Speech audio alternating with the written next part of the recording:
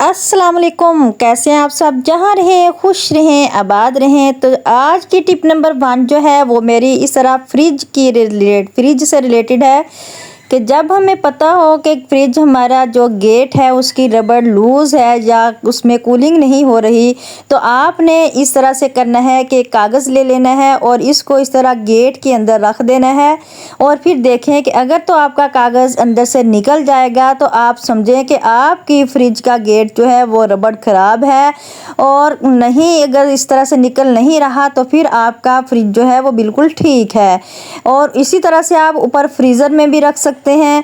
तो इसी तरह देखिए कि आपके फ्रीज़र की रबड़ भी ठीक है, तो बिल्कुल अगर नहीं कागज़ निकलेगा बाहर तो आपके फ्रीज़र की रबड़ भी बिल्कुल ठीक ही होगी। इसी तरह से टिप नंबर 2 जो है वो मेरी इस तरह फ्रिज की बास्केट जो नीचे वाली टोकरी होती है जहां हम सब्जियां और फ्रूट रखते हैं, तो मेरी जो है इसमें इस तरह से मैंने एक जो इस तरह आइसक्रीम का डिब्बा होता है वो रखा हुआ है। इसमें मैंने केचप वाले पाउच वगैरह जो होते हैं वो रख दिए हैं और इस तरह से इसके 2 पार्ट मैंने कर लिए हैं टोकरी के। तो इस तरह से जितने भी मेरे छोटे छोटे डिब्बे थे वो इसके अंदर रख के मैंने इसको रख दिया है ताकि जो फ्रूट है वो एक साइड पे रह जाए और जो सब्जियां हैं वो एक साइड पे रह जाएं। तो इस तरह से वो आपस में मिक्स ना हो और दरमियान में से मैंने इस तरह से इस डिब्बे को इसके अंदर रख दिया है और छोटी छोटी चीज़ें जो हैं वो इसके अंदर रख दी हैं। तो एक साइड पे मैंने फ्रूट रख दिया है और दूसरी साइड पे मैं अपनी सारी जो है सब्जियां रखूँगी, क्योंकि अगर हम सब्जियां और फ्रूट जो हैं वो इकट्ठी रख दें तो फिर वो सही नहीं रहती, ख़राब हो जाती हैं। आप भी अगर आपके फ्रिज के जो टोकरी के 2 पार्ट नहीं हैं तो आप भी अगर उनको इस तरह डिवाइड करना चाहें तो घर में जो कोई आपके इस तरह की चीज़ पड़ी हुई हो आप उसको रख के तो इस तरह के 2 पार्ट उसके कर लें और एक में आप सब्जियां रखें, दूसरे में आप अपने फ्रूट रखें। इस तरह से जितने आपके केचप के पाउच वगैरह होंगे या कोई भी स्पाइसेस वगैरह होंगे उनको आप इस तरह दरमियान में रख दें।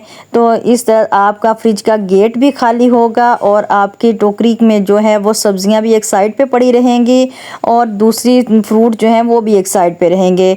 फिर आपने क्या करना है कि एक पुरानी टी शर्ट ले लेनी है और टी शर्ट को लेके आपने इस तरह से जिस तरह मैं आपको वीडियो में दिखाऊंगी उसी तरह से आपने करना है कि उस टी शर्ट को आपने इस टोकरी के ऊपर से चढ़ा देना है ताकि हमारी सब्जियों में या फ्रूट में नमी आने की वजह से ये बिल्कुल भी ख़राब ना हो। क्योंकि जो सेब तो जो होते हैं वो ख़राब नहीं होते, ना ही ये मीठे जो होते हैं वो ख़राब होते हैं, सब्जियां या बनाना जो हैं वो ख़राब हो जाते हैं। इसी तरह से आपने ये वाली टी शर्ट इस तरह की जो हो घर में पुरानी बेकार पड़ी हुई हो उनको धोकर वॉश कर लेना है। वॉश करने के बाद आपने इस तरह से इसको इसके ऊपर दे देना है। दरमियान से भी आप चीज़ उठाएं और निकालें, फिर इसको सही तरह कर दें, नहीं तो आप इसको उतार के निकाल सकते हैं। तो इसी तरह से फिर आप इसको ऊपर से फोल्ड कर दें। आपकी सब्जियां और फ्रूट इस तरह बिल्कुल महफूज रहेंगे। जब भी आपने इस तरह के वीकेंड पे रखनी हो तो आप इसको निकाल के वॉश कर लें। वॉश करने के बाद फिर आप इसमें इस तरह से सेट कर दें, आपकी कोई भी मुश्किल नहीं होगी। तो टिप नंबर 3 जो है वो मेरी इस तरह तकिए से रिलेटेड है कि आजकल मानसून यानी बारिश का मौसम भी है और तकिए जो होते हैं इनमें नमी वगैरह भी आ जाती है। जहाँ हमारा तकिया गीला हो जाए तो इनको दोनों साइडों से हमने अगर इसको खुश्क करना हो तो हमने क्या करना है कि अगर हम इसको चारपाई के ऊपर या किसी चीज़ के ऊपर रखेंगे तो एक साइड ही इसकी खुश्क होगी। तो आज की टिप जो है वो आपके लिए बहुत ही फ़ायदेमंद है। आपने क्या करना है कि 2 हैंगर ले लेने हैं, जो बड़े वाले हैंगर होते हैं आपने वो वाले लेने हैं जिसमें हम कपड़े भी डालते हैं। और उन हैंगर की मदद से आपने जो है तकिए को किस तरह से खुश्क करना है वो आज मैं आपको दिखाऊंगी। दोनों साइडों से आपने जो तकिया है वो हैंगर में डाल देना है। तो इस तरह से तकिया हैंगर में डालने के बाद आपने इस हैंगरों को आप यहाँ कहीं धूप में तार पे या कहीं भी आपने लटकाना हो तो इनको पकड़ के आप लटका दें।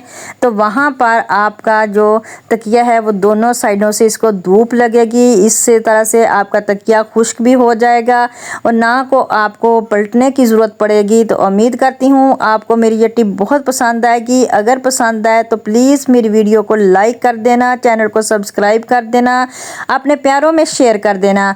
इसी तरह टिप नंबर 4 जो है वो मेरी इस तरह आटे से रिलेटेड है कि नलकियों को आटे के ऊपर रखने से आपकी कौन सी सबसे बड़ी परेशानी जो है वो हल होगी।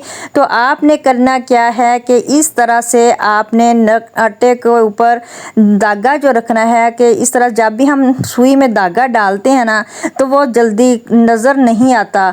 अगर किसी की नज़र कमज़ोर हो या सुई में धागा नहीं डाल रहा हो तो आपने इस तरह आटे को थोड़ा सा लेके तो आपने धागे के ऊपर इस तरह चिपका देना है ताकि आपका जो धागा है वो थोड़ा सा सख्त हो जाएगा, जिससे आपकी सुई में धागा जो है वो आसानी से चला जाएगा।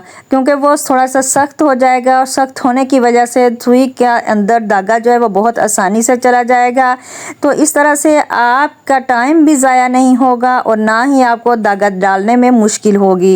उम्मीद करती हूँ आपको मेरी ये वाली टिप भी बहुत पसंद आएगी। तो अगर पसंद आए तो प्लीज़ आपने वीडियो को लाजमी लाइक करना है और अपने प्यारों में शेयर भी करना है। जो न्यू आने वाले हैं तो वो प्लीज़ मेरे चैनल को सब्सक्राइब भी कर दें। इसी तरह से टिप नंबर 5 जो है वो मेरी क्लीनर से रिलेटेड है कि आज मैं घर में बगैर फ़िनाइल बगैर जो है केमिकल के ऐसा क्लीनर आपके साथ तैयार कराऊंगी जिससे मैं आप बारिशों के बाद आपके घर से जितनी भी स्मेल आएगी वो सारी ख़त्म हो जाएगी। ये ऐसा क्लीनर होगा जिससे आपका घर साफ़ सुथरा महकी खुशबू आएगी और आपके घर में जितनी भी मक्खियाँ कॉकरोचेस कीड़े वगैरह होंगे वो सारे ख़त्म हो जाएंगे। आप महंगे फ़िनाइल भूल जाएंगे और घर में ही सब इस क्लीनर को तैयार करने के बाद आप इसको जो है वो तैयार करेंगे। तो इस तरह से आपने क्या करना है, एक देगची में पानी ले लेना है। पानी लेने के बाद आपने इसमें डाल देना है 1 चम्मच टाटरी का। फिर एक आपने बड़े वाला पीस इसमें डालना है दालचीनी। तो 2-3 टैबलेट जो हैं ये छोटी छोटी बस मेरे पास रह गई हैं, ये बड़ा पैकेट था मेरा। तो इसी तरह मैंने इसको क्लीनर के बना के ही सारा जो है वो ख़त्म की हैं। तो अब मेरे पास 2-3 ये टैबलेट बस रह गई हैं, इनका मैंने पाउडर बना लेना है और इस फ़िनाइल को मैं पाउडर पानी में डालूंगी। तो इस तरह से जितनी भी मक्खियाँ होंगी कॉकरोचेस वगैरह होंगे तो इस स्मेल से वो सारे भाग जाएंगे और जितनी भी बारिश की वजह से नमी की वजह से आपके घर से स्मेल आएगी वो सारी ख़त्म हो जाएगी। तो इस तरह से आपने इस पानी को तैयार कर लेना है। अगर आप इसको जो सारा पक के तैयार हो जाएगा तो आपने इसको फिर आप एक छान कर एक बोतल में भी डाल सकते हैं और डेली आप थोड़ा थोड़ा इस तरह से इसके अंदर डाल के तो आप पोछा लगा सकते हैं। तो इसी तरह से मैंने भी इसको छान कर एक बोतल में डाल दिया है। वो पार्ट मुझसे स्किप हो गया है तो इस तरह मैं उसकी वीडियो नहीं बना सकी, मैं माजरत चाहती हूँ। तो आपने फिर इस तरह बाल्टी में इसको डाल के तो इस तरह आप पोछा लगा सकते हैं जिससे आपके घर से मक्खियाँ कॉकरोचेस और जितने भी जो है स्मेल वगैरह वो सारी ख़त्म हो जाएगी। उम्मीद करती हूँ आज की ये वाली टिप जो है वो आपको बहुत पसंद आएगी।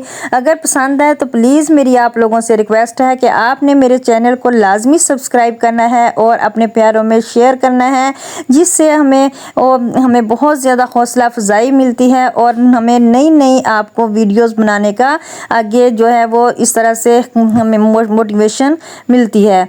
तो आपने हमें लाजमी जो है वो इस तरह से हमारी हौसला अफजाई करनी है। छोटे छोटे आपने प्लीज़ कमेंट्स भी करने हैं कि आपको हमारी वीडियोस जो है वो कैसी लगती है। इतनी मुश्किल से वीडियो बनानी पड़ती है कि टेंशन ही रहती है कि आज कौन सी बनाएं। तो इस तरह से आपने प्लीज़ इस तरह से हमारी वीडियो को लाइक लाजमी करना है। तो इस तरह से आपने अपने घर को पोछा लगाने के बाद इस तरह से देखें तो आपके घर में बिल्कुल भी स्मेल नहीं आएगी। इसके साथ ही फिर मैं इजाज़त चाहती हूँ। अपना रखिएगा बहुत सारा ख्याल, दुआओं में याद रखिएगा। अल्लाह हाफिज़।